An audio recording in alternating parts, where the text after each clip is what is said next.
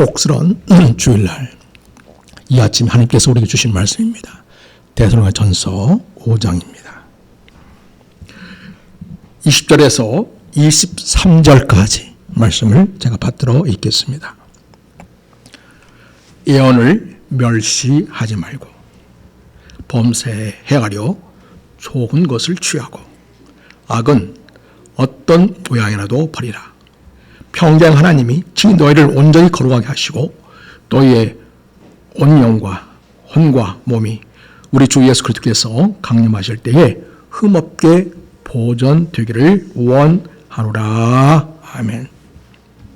사랑하는 성도 여러분, 성탄의 계절이 왔습니다. 도시의 불빛은 더욱 화려해집니다. 그렇지만 정작 사람들의 마음은 더 깊은 어두움을 경험할 때가 많습니다. 웃는 얼굴 뒤에 감춰진 불안, 말하지 못하는 상처, 어디에도 기대에 걸 곳 없는 공허가 조용히 고개를 듭니다. 그럴 때 우리는 자연스럽게 질문하게 됩니다. 하나님은 지금도 우리에게 말씀하시는가입니다. 그 말씀은 오늘 내 삶의 길을 비출 만큼 확실한가입니다.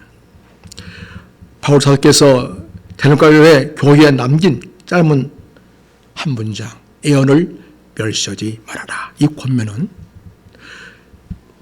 우리가 은사를 사용할 때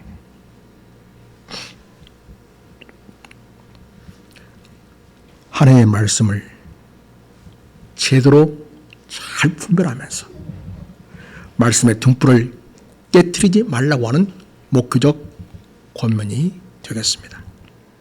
그리고 베드로 사도께서도 그 말씀의 등불이 어떤 성격을 가지는지를 분명히 말해주고 있습니다. 더 확실한 예언이 있다. 예언은 사람의 뜻으로 낸 것이 아니다. 성령의 감동하심을 받은 사람들이 하나님께 받아 말한 것이다 라고 증언하고 있습니다. 우리는 데살로니가서 5장 20절 말씀을 중심으로 또 그리고 베드로후서 1장에서 나오는 예언과 관련된 말씀을 중심으로 해서 우리가 성경에 나오는 신약성경에 나오는 예언에 대한 균형 잡힌 신앙의 교훈을 우리가 잘 붙잡게 되기를 바랍니다. 그래서 우리가 예언은 무엇인지 또 교회가 어떻게 예언을 소중히 여기고 분별할 수 있을 것인지 성탄의 계절에 우리가 그 말씀을 어떻게 살아내야 하는지 우리가 그 말씀을 묵상하는 이 시간이 될 수 있기를 바랍니다. 오늘 데살로니가서 5장 20절은 예언을 멸시하지 말아라 이렇게 말씀하고 있습니다. 여러분, 여기서 이 예언은 기록된 하나님의 말씀으로서의 예언이 아닙니다. 은사로서의 예언입니다. 그러면 바울 사도는 왜 은사로서의 예언을 멸시하지 말라고 말했을까요? 이 권면은 실제 그 당시 교회 현장에서 벌어진 긴장감과 그리고 혼란을 염두에 두고 하는 말씀입니다. 데살로니가 교회는 비교적 짧은 기간에 세워진 교회였습니다. 젊은 공동체였습니다. 박해와 혼란 속에서 신앙을 지키고 있었습니다.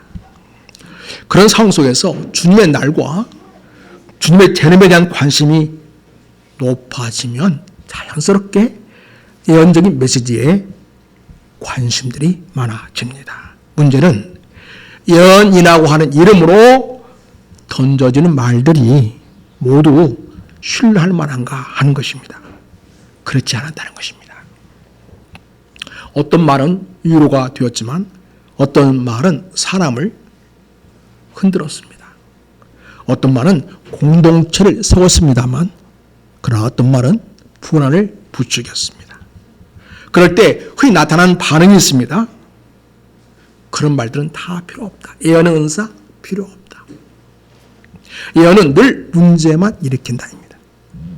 그렇게 공동체가 상처를 입으면 사람들은 두 극단 중에 하나로 기울어지지요.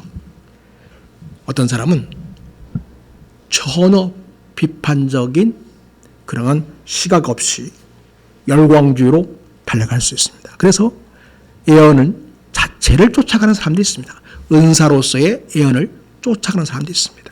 아니면 이거 다 필요 없어. 그냥 기록된 말씀만 그냥 붙잡아야 돼.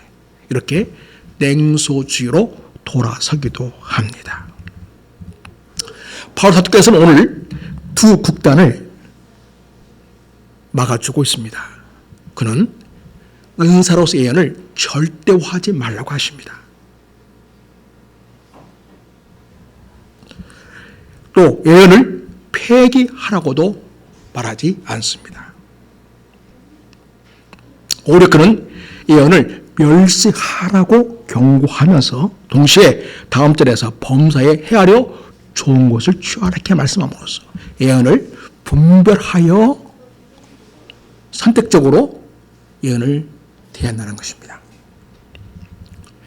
여러분, 예언은 성령님의 역사와 연결되어 있죠. 앞에 뭐라고 했습니까? 성령을 뭐하지 말아라? 소멸하지 말아라. 그래서 성령님을 인정하고 성령님의 인도하심을 따른 그리스도인들은 성령님께서 우리에게 주신 말씀을 통해서 비춰주는 빛이 있다는 것을 우리가 알아야 합니다. 그 빛이 바로 우리에게 예언적으로 표현될 수 있겠습니다. 그래서 여러분, 이 말씀의 빛을 비춰주는 예언적인 그런 것들을 통째로 경멸하고 차단하는 것은 결국 성령님의 역사 자체를 불필요한 것으로 취급해 버리는 실수를 할 수 있겠습니다. 그러나 동시에 예언은 언제나 시험과 검증과 분별의 대상입니다. 예언의 은사에 있어서 예언은 성경과 동일한 권위로 무하게 선포되는 새로운 성경이 아닙니다. 바울의 명령은 교회가 성령의 통로를 닫지 않되 교회가 흔들리지 않도록 분별의 울타리를 치라고 말씀하시고 있습니다. 여기서 우리가 반드시 붙들어야 할 핵심이 뭐냐면 멸시하지 말라는 거죠.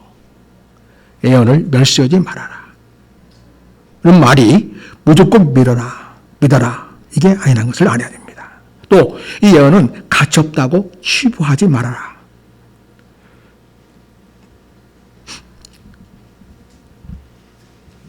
그런 뜻을 우리가 마음에 새겨야 합니다. 어떤 교인은 예언을 과장해서 성경보다 오히려 예언을 더 위에 올려놓고 사람들의 감정과 권위를 조작하는 도구로 씁니다.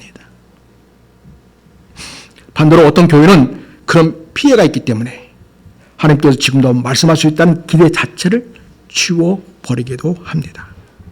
그러나 바울 사도께서는 예언을 멸시하지 말라고 말하면서 교회가 가야 할 길을 이렇게 제시하고 있습니다. 성령님의 역사를 인정하되 말씀의 질서 아래 두어라. 이 교훈을 주고 있습니다. 하나님의 말씀, 하나님의 음성을 기다리되 언제나 그 음성은 기록된 말씀과 또 그리스도의 복음을 더 선명하게 만드는지 살피라고 하십니다. 그리고 예언이 공동체를 세우고 있는지 그리스도를 높이고 있는지 그 예언이라는 것이 회개와 거룩으로 이끌고 있는지 그리고 사랑과 화평을 낳고 있는지 검증하라고 이야기하는 것입니다. 여러분, 성탄의 계절에 이 권면은 우리에게 더욱 절실합니다. 왜냐하면 성탄은요, 그동안 오랫동안 침묵하셨다고 느끼던 바로 그 시대에 하나님께서 말씀 약속대로 말씀을 성취하신 사건이기 때문입니다. 교회는 성탄을 준비하면서 생각의 요란한 소리 속에서 더욱 분명히 말해야 합니다. 하나님 여전히 말씀하십니다. 그리고 그 말씀은 우리를 살리는 말씀입니다. 그러므로 성도 여러분, 예언을 멸시하지 마십시오. 그러나 예언을 무비판적으로도 받아들이지 마십시오. 성령님을 소멸하지 마십시오. 그러나 성령 이름으로 포장된 모든 말을 성령으로 동일시하지도 마십시오. 바울은 그런 교회를 그 균형 위에 지금 세우고 있습니다. 어떤 작은 항구에 오래된 등대가 하나 있었습니다. 기술이 발달해서 자동으로 켜지는 자동 등대가 설치되었습니다. 사람들은 말합니다. 이제 등대지기는 필요 없다고 말했습니다. 그런데 그 마을에 한 노인께서 늘 해질 무렵이면 등대 근처를 돌면서 전구와 렌즈를 살폈습니다. 바람이 거세면 문을 단단히 잠그고 손전등으로 계단을 오르내면서 점검을 했습니다. 사람들이 비웃습니다. 기계가 다 하는데 뭐하러 저렇게 해? 노인은 대답합니다. 폭풍이 오면 기계도 고장 날 수 있습니다. 그때 한 번 꺼진 불빛 때문에 누군가 바다에서 길을 잃으면 그 생명을 누가 책임집니까? 어느 겨울밤 전기가 끊겼습니다. 자동 시스템이 멈춘 것입니다. 배 한 척이 암초 가까이 떠밀려 왔습니다. 그때 노인은 준비해둔 비상 등불을 켰습니다. 배는 그 불빛을 따라 항구로 돌아왔습니다. 그 노인이 말합니다. 저는 오늘 이런 사건이 있을 것이란 확신이 있어서가 아니라 오늘 지켜내야 할 등대의 임무를 해낼 수 있어야 하니까 제가 불을 준비한 것입니다. 이렇게 말했습니다. 성도 여러분, 교회가 예언을 멸시하지 않는다는 것은 바로 이런 것입니다. 하나님께서 말씀하신다는 사실을 포기하지 않고 분별과 준비로 등불을 지키는 것입니다. 여러분, 베드로서 1장에 주신 말씀은 거기도 예언이 나오고 있는데 이 예언의 말씀에 대해서 우리에게 잘 분별하도록 도와주고 있습니다. 자, 여러분, 베드로서 1장 19절에서 21절을 봅니다. 여기서는 예언의 본질을 더욱 정교하게 밝혀주고 있습니다. 베드로서 보여주세요.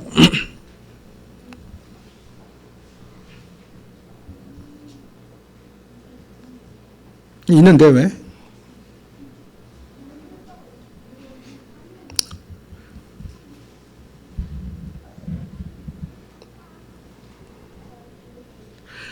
자, 제가 읽겠습니다. 또 우리에게는 더 확실한 예언이 있어 어두운 데를 비추는 등불과 같으니 날이 새어 샛별이 너희 마음에 또 오리까지 너희가 이것을 주의하는 것이 옳으니라. 먼저 알 것은 성경의 모든 예언은 사사로이 풀 것이 아니니 예언은 언제든지 사람의 뜻으로 낸 것이 아니요 오직 성령의 감동하심을 받은 사람들이 하나님께 받아 말한 것임이니라. 여러분, 베드로서에서 말한 예언은 무엇인가요? 말 그대로 기록된 성경 말씀입니다. 여러분, 성경이 기록되기 전에 하나님은 미리 말씀을 다 주셨지요. 나중에 다 이 말씀이 문자로 기록되었지요. 그 기록된 말씀이 바로 뭐라고 우리는 불러요? 성경이다 부르는 거죠.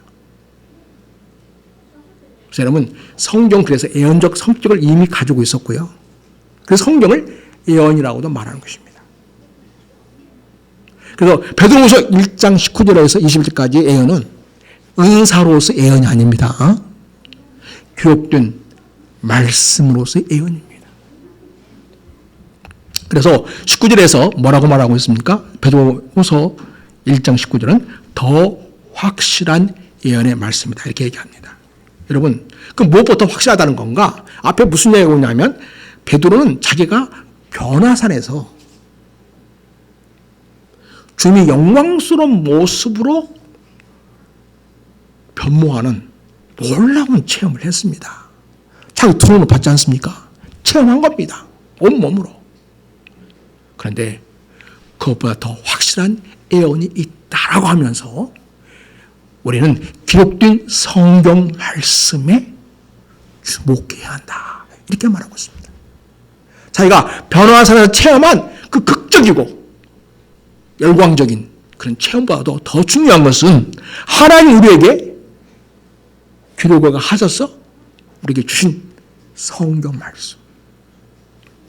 그 예언을 우리는 더 중요하게 여겨야 한다고 이렇게 말씀하고 있는 것입니다. 그래서 베드로 자신이 변화산에서 직접 보고 들은 체험보다도 초월적인 체험보다도 더 확실한 기준이 더 확실한 예언의 말씀, 즉 성경 말씀이다 이렇게 말하고 있습니다. 이 말씀은 체험을 부정하는 것이 아닙니다. 체험 위에 놓여진 최종적인 판단 기준이 무엇인가를 분명히 선언해 주고 있는 것입니다. 여러분, 베드로후서 1장 16절 21절 그 말씀은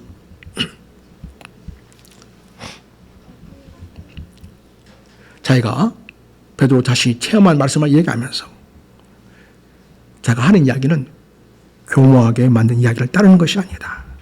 나는 그분의 친히 위험을 보았다. 그리고 거룩한 산에서 그 음성을 들었다고 이야기합니다.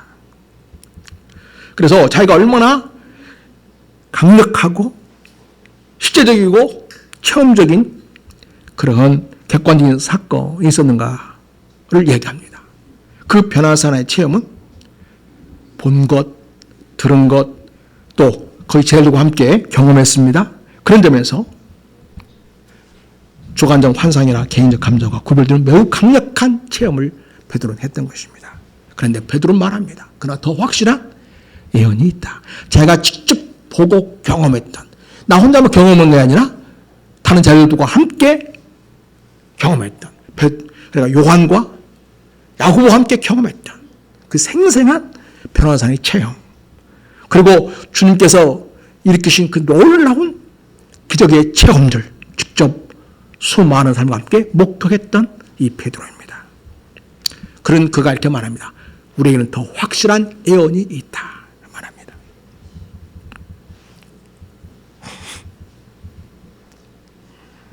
나는 직접 보고 들은 증인이다. 그러나 그것은 끝이 아니다.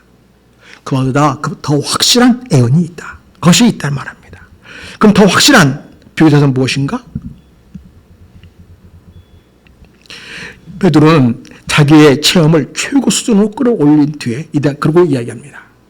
그러나 그보다 더 확실한 기준이 있다 이렇게 말합니다. 그래서 베드로가 말하고자 하는 것은 자기 체험을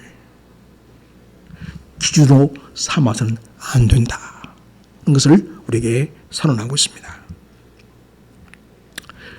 베드로가 이렇게 말한 이유는 분명합니다. 그 당시에도 우리는 특별한 계시를 받았다.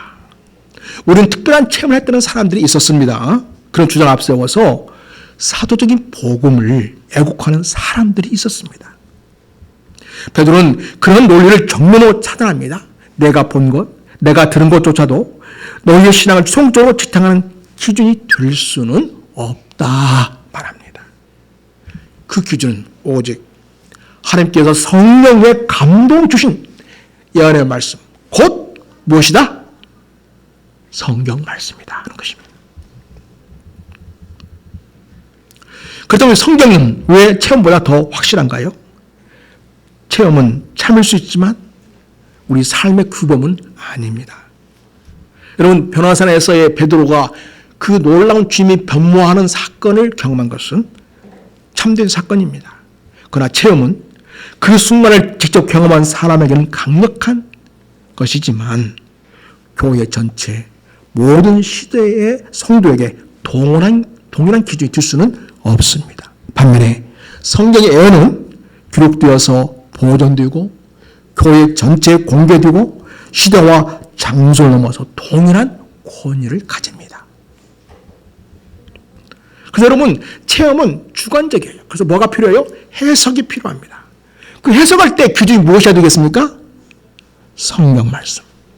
이것을 베드로 사도께서 분명하게 선을 긋고 있다는 것입니다.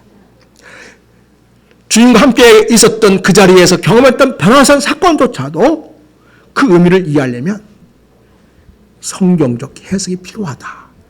사도께서는 그렇게 말하고, 베드로 사도께서는 그렇게 말하고 있는 것입니다. 그래서 여러분, 성경은 해석의 대상이 될 수는 있습니다. 그러나 해석의 기준을 넘어설 수는 없습니다. 베드로는 바로 이 점을 강조합니다. 그러니까 성경을 임의적으로 해석하면 안 된다는 거죠. 성경을 해석하되 항상 성경의 기준으로 해석하라는 것입니다. 예언을 해석하되 항상 성경의 기준으로 비추어서 해석하라는 것입니다. 그래서 이 베드로 후서 1장에서의 더 확실한 예언의 말씀의 의미는 무엇일까요? 하나님은 체험으로도 말씀하셨다. 그러나 그 체험을 판단하고 해석하는 최종 법정은 무엇이다? 성경이다. 이렇게 말하는 것입니다. 이것은 개혁주 신학에서 말하는 말씀의 최종 권위의 핵심이라 할 수가 있겠습니다. 베드로는 사도로서 자신의 체험 권위를 절대화하지 않고 있습니다. 오히려 자기 체험을 성경 아래에 두고 있습니다. 이것이 매우 중요합니다. 뭐 은사를 좀 받았다고, 뭔가를 좀 신비한 체험을 했다고 오히려 자기 주관적인 체험을 성경의 권위보다 더 두고 더 그걸 강조하고 맨날 그걸 이해하고 싶어하는 사람들이 종종 있습니다. 베드로 사도의 이 말씀을 그들은 마음속에 제대로 새기지 못했기 때문입니다. 그래서 베드로후서 1장 19절에서 말하는 더 확실한 예언의 말씀은 베드로가 변화산에서 직접 보고 들은 초월적인 체험보다도 교회의 신앙과 판단을 지탱하는 데 있어서 더 확실한 기준, 구별하는 것을 얘기하고 있습니다. 이것은 체험을 부정하는 말이 아닙니다. 이 체험이라는 것은 성경에 의해서 해석되고 체험은 성경 아래에서만 의미를 가지고 체험은 성경을 넘어서 교회를 지배할 수 없다는 사도적이고 목표적인 선언을 하고 있는 것입니다. 베드로는 이렇게 교회를 인도하고 있습니다.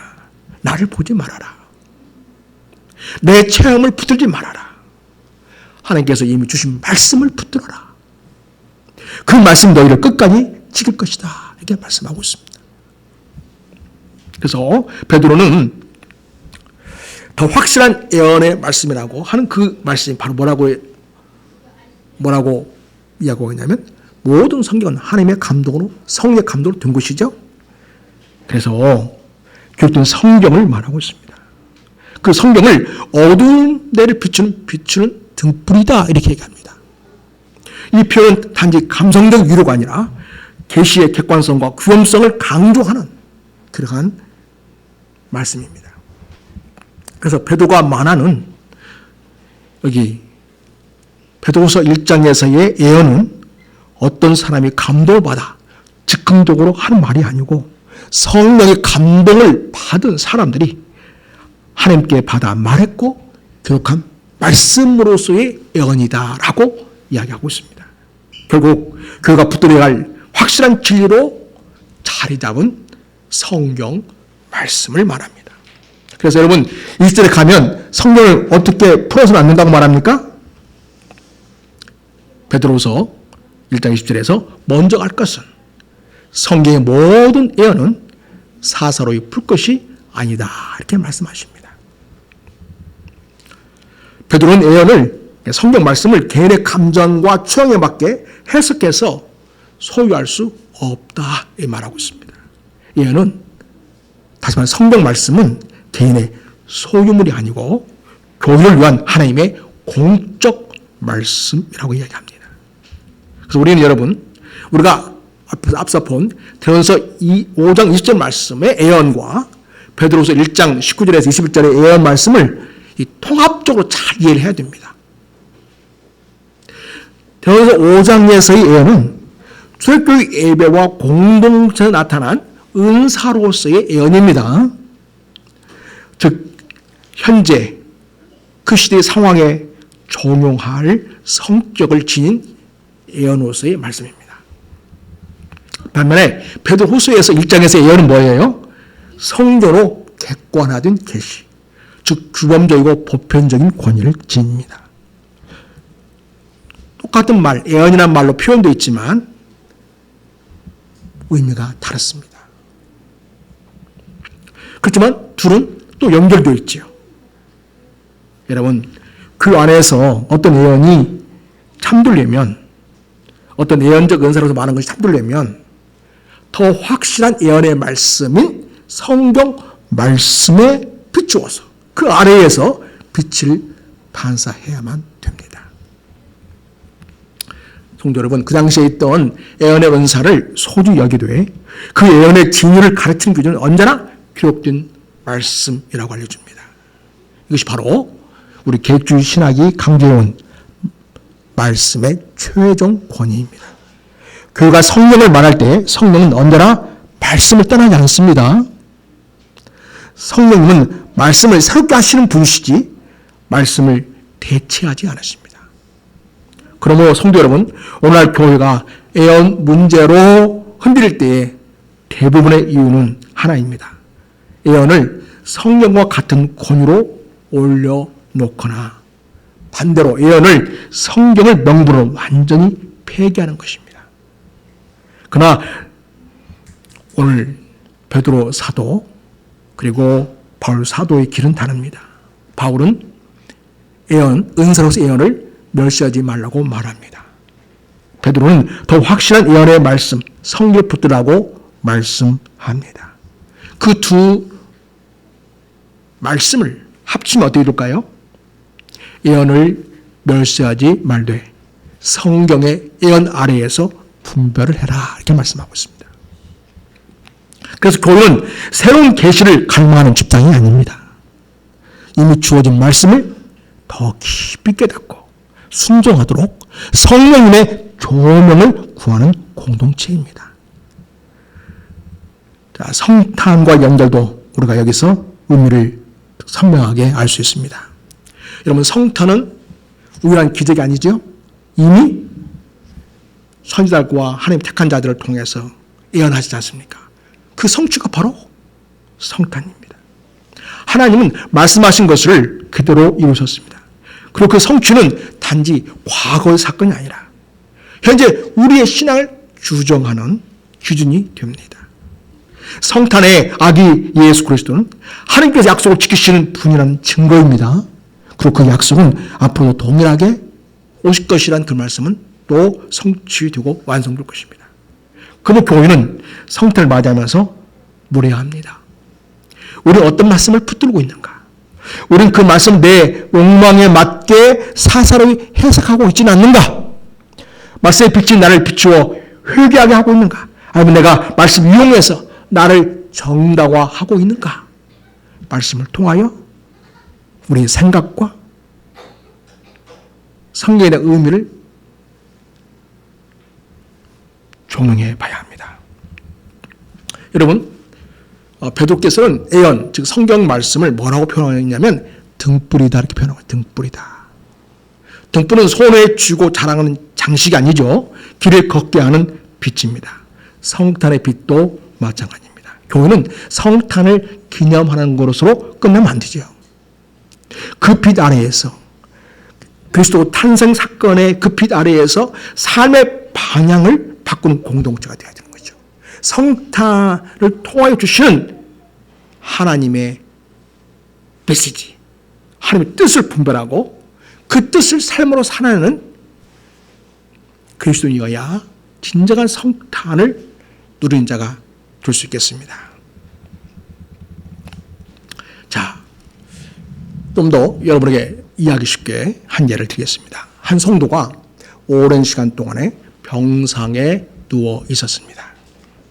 통증이 심한 날이면 그는 성경을 펼 힘조차도 없었습니다. 그런데 침대 머리맡에 늘 작은 종이 하나가 꽂혀 있었습니다. 그 종이에는 성경 구절을 적어 놓은 것이었습니다. 그는 그것을 하나의 편지다, 이렇게 자가 이름을 붙였습니다. 어느 날 가족에게 묻습니다. 그 성경 한 구절이 뭐가 그렇게 중요해? 요즘에 목사님 설교도 많고 얼마나 유튜브로 들을 수도 있고 좋은 말씀도 많은데 그 성도가 숨을 고르면서 이렇게 대답을 합니다.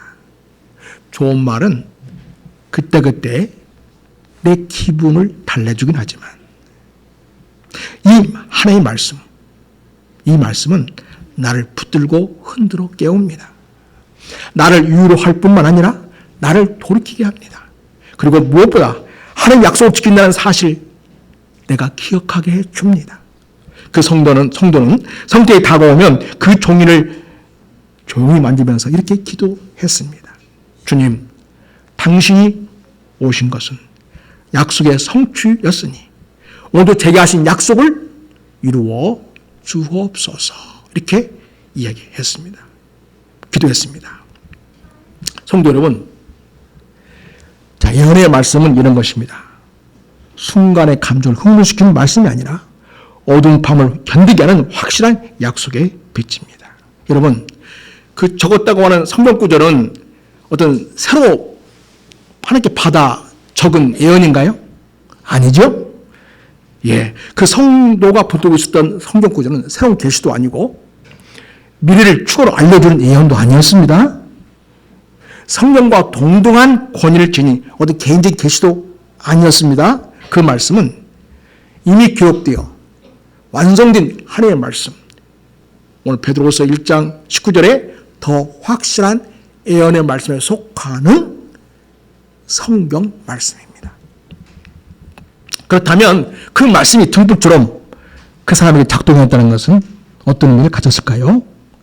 여러분, 베드로후서 1장 19절에 이렇게 말합니다. 어두운 데를 비추는 등불과 같으니 날이 새어 새벽별이 너희 마음에 떠오르기까지 이렇게 주의하라고 말씀하고 있습니다. 여러분, 등불 역할은 이렇게 세 가지가 있죠. 여기서 말씀은 등불로서 하나님의 임재를 새롭게 만들어주는 기능을 합니다. 그 성도의 그 말씀은 하나님 지금 나와 함께 하신다는 객관적인 사실을 주관적으로, 개인적으로 붙들게 하는 그런 말씀이었습니다. 즉, 하나님이 새롭게 나타난 것이 아니라 이미 함께 계신 하나님을 말씀을 통해 새롭게 인식하게 되는 것입니다. 이것은 무슨 예언의 무슨 새로운 계시적 발생이 아닙니다. 이미 주어진 말씀의 조명적인 적용이다 볼 수가 있겠습니다. 다시 말해서 말씀이 내게 빛을 비추어 이 말씀을 어떻게 삶에 적용할 것인가를 알려준다는 것입니다. 그 다음에 여기서 말씀은 또한 등불로서 삶의 방향을 붙들어주는 기능을 합니다. 그 성도는 이렇게 말합니다. 이 말씀은 나를 위로할 뿐만 아니라 나를 돌이키게 합니다. 이 말은 매우 중요합니다. 하나님의 말씀이 물론 감정을 진정시켜주고 심지어 위로를 주기도 하지만 더 중요한 것은 내 삶의 방향을 붙들고 흔들어 깨우는 말씀으로서 자기 삶의 말씀의 예언적인 기능을 그 말씀에 하고 있다는 것입니다. 그래서 여러분, 성경에서 예언은 언제나 죄를 드러내고 하나님께로 돌이키게 합니다. 소망 가운데 기다리게 합니다. 따라서 이 말씀은 그의 삶을 미래 향해 붙드는 예언적인 역할을 지금 하고 있는 것입니다. 그리고 여러분, 세 번째로 말씀의 등불은 약속의 성취를 기다리게 하는 그런 기능을 지금 하고 있습니다. 그 성도의 기도를 보십시오. 당신이 오신 것은 약속의 성취였으니 오늘 또 제게 하신 약속을 이루어 주옵소서. 이 기도는 개인적 영광을 근거로 한 기도가 아닙니다. 이미 성취된 성탄의 예언을 근거로 아직 남은 약속을 기다리는 기도입니다. 바로 이것이 성경이 말한 정통적인 예언의 기능이라 할 수 있겠습니다. 과거에 이루어진 성경의 약속이 오늘 현재를 붙드는 등불로서 미래의 완성을 기다리게 합니다. 그러면 등불로서, 성경의 등불로서 예언적 기능을 한다는 말이 무슨 뜻일까요? 그 말씀은 무슨 새로운 예언을 준다 그런 것이 아닙니다. 기록된 예언의 말씀이 성령님의 조명 안에서 개인의 삶에 예언대로 적용된 사례다 이렇게 말할 수 있겠습니다. 다시 말하면 내가 예언을 새로 받았다. 내가 개인적으로 계시를 받았다. 이런 게 아닌 것입니다. 성경 예언, 즉 하나님의 말씀이 그 사람의 삶 속에서 등불로 작동했다는 것입니다. 그래서 성령께서는 말씀을 통하여 그 사람의 현재의 삶을 붙드셨다고 하는 것을 알려주고 있습니다. 그 성도가 붙들고 있던 그 한 구절은 새로운 예언이 아니었습니다. 그러나 그것은 분명 예언의 기능을 했습니다. 이미 주어진 말씀, 더 확실한 예언의 말씀인 이 기록된 성경 말씀은 성령님의 조명 가운데 그의 밤을 비추는 등불, 인생의 밤을 비추는 등불이 되었기 때문입니다. 그래서 여러분, 한 성도가 자기 흰대 머리맡에 두었던 그 성경 한 구절은 새 예언은 아니었습니다. 기록된 예언의 말씀이 성령의 조명 안에서 그 성도의 삶을 붙들고 인도하는 예언적인 기능을 수행했다. 이렇게 말할 수 있겠습니다. 성도 여러분, 성달 계절에 우리가 예언인 이 성경 말씀을 어떻게 살할 것인가? 결코 멸시하지 말아야 하겠습니다. 또 분별하고 순종해야 하겠습니다. 이제 우리가 삶의 종으로 들어가야겠습니다. 예언을 멸시하지 말라. 이 말씀을 성단의 계절에 어떻게 살아야 되겠을까요? 첫째로 우리는 예언을 신기한 정보로만 대하는 태도를 버려야겠습니다. 여러분, 무슨 미래의 새로운 어떤 일을 알려주는 그런 기능으로서의 예언이 아닙니다. 성경에서 말하는 예언은요, 언제나 항상 예수님 중심입니다. 그리고 회개와 거룩을 불러일으킵니다. 그리고 교회를 든든히 세우는 역할이 있습니다. 이 예언은 사람을 그리스도께 더 가까이 이끌지 못하고 있다면, 말씀과 교로부터 떼어놓는다면, 그리고 두려움과 분열을 낳고 있다면 그것은 성경에 말하는 지지를 얻지 못하고 있는 것입니다. 그래서 바울은 이렇게 얘기합니다. 헤아려 좋은 것을 취해라. 그래서 여러분, 은사로서의 예언이라는 것은 항상 검증이 필요합니다. 여러분이 어떤 말씀을 듣고 개인적으로 이 말씀을 내가 이렇게 적용해야겠다 라고 할 때 여러분 읽은 말씀 바로 등불입니다. 그리고 이렇게 적용했다는 것은 바로 떠오른 샛별과 같은 것입니다. 그래서 기록된 말씀으로서의 예언인 성경 말씀 우리가 읽고 묵상하고 또 설교합니다. 그 말씀을 내가 어떻게 삶 속에서 구체로 살아야 할 것인가 그래서 우리는 고민하지 않습니까? 그때 성령께서는 그 성경을 기록한 저자로서 우리 마음에 빛을 비춰줍니다. 그걸 갖다가 조명한다 이렇게 말하면 조명한다. 우리의 마음에 빛을 비춰와서 우리 마음을 조명하셔서 내가 어떻게 사는 것이 이 말씀을 따라 순종하며 하나님의 뜻을 이루며 순종한 삶의 일을 깨닫게 하십니다. 그리고 하나님 보시기에 옳은 선택과 결정을 하도록 도와주십니다. 그래서 여러분, 요즘은 한때 예언 은사라는 것이 교회를 휩쓸었지요. 요즘은 은사로서 예언의 기능은 거의 사라져가고 있는 것 같습니다. 몇몇 부류만 지금 그렇게 하고 있고요. 그런데 여러분, 그렇다고 해서 우리 하나님께서 성경 말씀을 통하여 오늘도 나에게 감동을 주시고 나로 하면 깨닫게 하시고 나라고는 그 말씀을 실제로 적용화하도 도우시는 성경의 예언적 기능은 반드시 있어야 합니다. 그럴 때 우리는 성령님의 인도하심, 성령님의 빛을 비추시는 말씀을 통하여 빛을 비추시는 그 일을 통해서 우리가 어떻게 내 삶을 하나 빼서 선택하고 결단해야 할지를 우리는 깨닫게 됩니다. 이 성탄의 계절에 우리가 특별히 붙들어야 할 말씀의 분별은 무엇보다도 기록된 하나님의 말씀입니다. 여러분, 베드로는 뭐라고 말했습니까? 성경의 예언은 사람의 뜻에서 나온 것이 아니다. 그래서 사설을 풀어 사유할 수는 없다 말합니다. 그러므로 교회가 예언을 말할 때 성의 큰 흐름, 복음의 중심, 그리스도의 인격과 사역, 십자가와 부활의 빛 아래에서 말해져야 합니다. 그래서 여러분, 성탄은 어떤 사건이죠? 말씀이 육신이 되어 우리 가운데 거하신 사건입니다. 하나님께서는 말씀을 단순히 정보로 주는 것이 아니라 사람을 오게 하심으로써 인격으로 우리에게 그 말씀이 이루어지게 하셨습니다. 그러므로 여러분, 어떤 예언적 은사든 간에 만약 있다면, 또 예언적 어떤 얘기를 한다면 미래적인 그 어떤 것이 아니라 결국 사람을 예수 그리스도로 인도하는 그런 기능을 하는 것으로 말할 때 그것은 존중될 수 있습니다.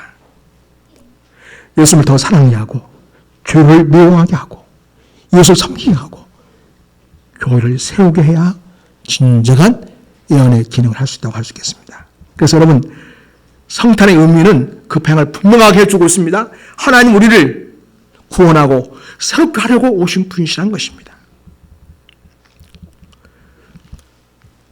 또한 우리는 예언을 멸시하지 않는 교회로서 기다림을 회복하는 교회가 되어야겠습니다.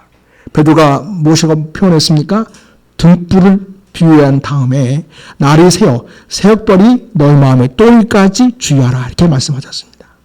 이는 예언의 말씀을 붙드는 성도들이 아직 완전히 밝아오지 않은 시간 속에서 기다림으로 신앙을 지키는 모습을 보여줍니다. 성탄은 기다림의 절정입니다. 수백 년의 예언이 묵은 약속처럼 느껴질 때에도 하나님 잊지 않으셨고 하나님의 때에 성취하셨습니다. 이 구절은 새로운 계시나 특별한 영적 체험을 기다리라는 말이 아닙니다. 이미 주어진 말씀, 성경의 빛 아래에서 그것에 대한 확신과 삶의 방향이 점점 분명할 때까지 말씀을 붙들고 살아가라고는 권면이 되겠습니다. 사랑하는 여러분, 우리는 영적 무주와 그리고 고난과 혼란, 거짓 가르침이 공존하는 시간 속에 살아가고 있습니다. 우리는 지금 예수를 믿고 있지만 아직 완전히 밝아온 시간에 살고 있는 것은 아닙니다. 여기에 필요한 것은 등불입니다. 이 어두운 현실을 비추는 것은 개인적 직감이나 체험이 아닙니다. 더 확실한 예언, 즉 곧 기록된 말씀입니다. 성경은 태양처럼 모든 것을 단번에 밝히는 빛이 아니라 밤길을 걸을 때 발 앞을 비추는 등불과 같습니다. 충분히 확실하지만 겸손히 의지하면서 걸어야 하는 빛이 되겠습니다.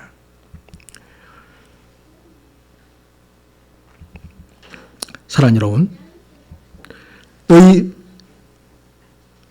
마음의 샛별이 또리까지 주의하라고 말하고 있습니다. 그건 뭘까요? 여러분, 샛별은 종종 계속해도 보면 예수님을 가리킵니다. 여기서는 그리스도에 대한 인식과 확신이 마음속 깊이 자리 잡는 상태를 갖다가 샛별이라는 것으로 비유해서 표현하고 있습니다. 근데 여러분, 중요한 것은 샛별이 하늘에 새로 등장하는 것이 아니라는 것입니다. 너희 마음에 떠오른다 이렇게 말하고 있습니다. 그래서 여러분, 샛별이 떠오르기까지 말은 새로운 계시를 받는 사건이 아니고 이미 주어진 말씀을 통하여 예수 그리스도 중심의 신앙이 성도 내면에 분명하게 자리 잡는 과정이 바로 샛별이 너희 마음에 떠오른 것이다 이렇게 얘기하고 있습니다. 그래서 여러분, 너 샛별이 떠오르기까지 이 말씀은 새로운 계시를 기다리는 말이 아닙니다. 말씀 아니고 더 깊은 다른 계시를 기다리는 말이 아닙니다. 오히려 정반대입니다. 다른 빛을 찾지 말아라. 이미 주어진 말씀의 빛 아래에서 끝까지 걸어가라는 말씀입니다. 또 말씀을 넘어서는 체험을 추구하는 말이 아닙니다. 베드로는 분명히 말했습니다. 자신의 평화산에서의 체험보다도 성경의 예언이 더 확실하다. 그러므로 이 구절은 체험을 신앙의 기준으로 삼으란 말이 아닙니다. 전우자 말씀 아래에서 해석되어야 한다는 선언이 되겠습니다.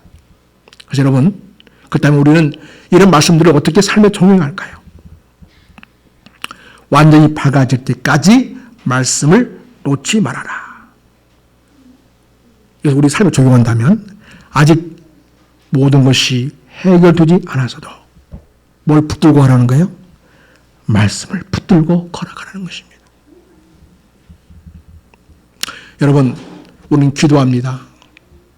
그러나 그 기도가 즉각 응답되지 않고 자꾸 지체됩니다.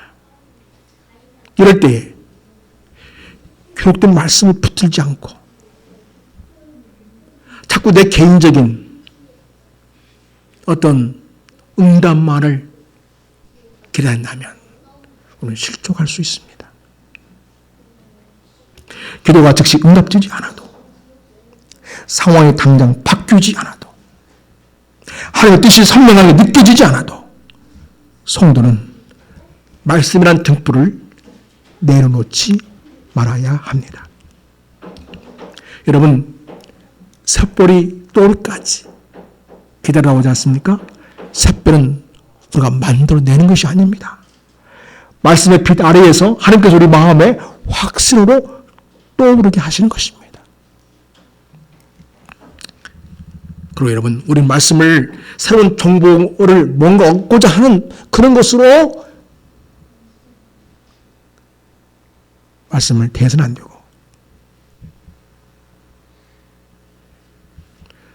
말씀을 우리 삶 속에서 실제적으로 살아내는 여기에 우리의 초점을 두어야 하겠습니다. 그럴 때 여러분, 이 말씀이 예언적 기능을 통해서 성령을 통하여 이 말씀이 내 삶 속에 어떻게 구체적으로 살아내야 할지를 우리에게 깨닫게 하시고 그 말씀을 따라 순종하게 하십니다. 여러분, 오늘의 선택, 오늘의 말, 오늘의 태도를 결정할 때 말씀이 지금 내 발을 어디로 인도하는가를 물어보라고 우리가 알려주고 있습니다. 사랑하는 성도 여러분, 성탄은 샛별이 이미 떠오르기 시작한 사건이고 재림은 완전히 밝아올 아침이 될 것입니다. 그리고 성도는 이미 오신 그리스도를 기억하면서 다시 오실 그리스도를 기다리면서 오늘 그 중간 시대에 살아가고 있는 이 신앙을 우리는 살아가야 합니다. 이 중간 시간의 자세가 바로 이것입니다. 말씀을 붙들어라.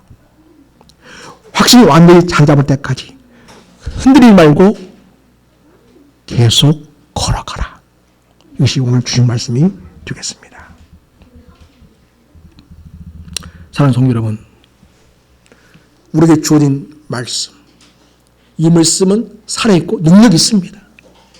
그리고 성령님은 우리에게 은사로서의 기능을 통해서 우리로 하여금 그 말씀을 어떻게 삶 속에서 예수 그리스도 중심으로 그 말씀을 붙들고 살아갈지를 알게 해주고 있습니다.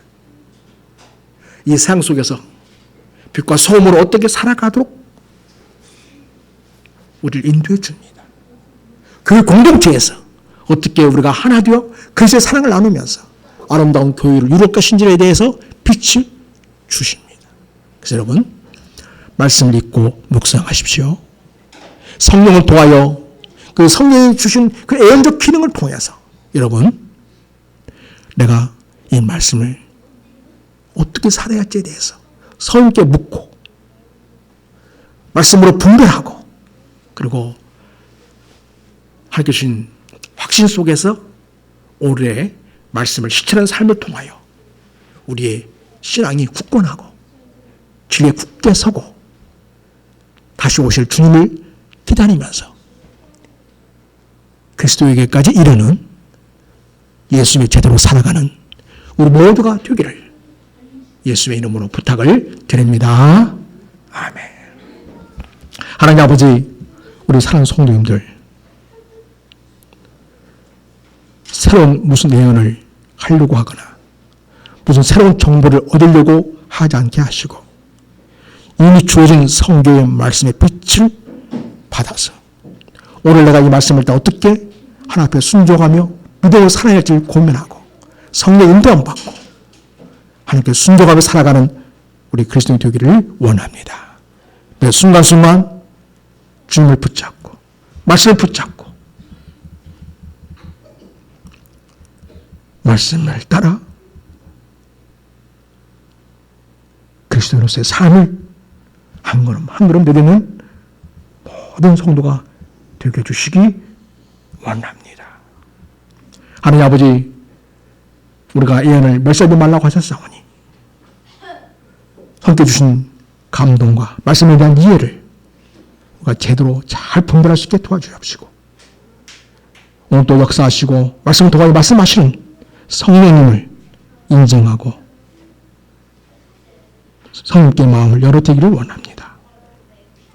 주님, 우리 교회가 기록된 말씀 안에서 깨어있게 하시고 더 확실한 예언의 말씀을 등불 삼아 어두운 세상을 걸어가게 해주시기 원합니다. 무엇보다 성탄의 계절에 말씀 위에 육신이 되어 우리에게 오신 예수 그리스도를 더욱 선명히 바라보게 하시고 우리 그리스도를 높이는 말, 그리스도를 닮아가는 삶, 그리스도의 사랑을 흘려보내는 순종으로 우리를 이끌어 주시옵소서. 기다림이 길어질 때에도 약속을 잊지 않으신 하나님을 신뢰하게 하옵소서. 주님 다시 오실 그날까지 교회가 등불을 지키며 문을 여는 공동체로 서게 하여 주시옵소서. 모든 말씀을 우리 주 예수 그리스도 이름으로 기도드립니다. 아멘. 206장 찬송가 쓰겠습니다. 주님의 말씀은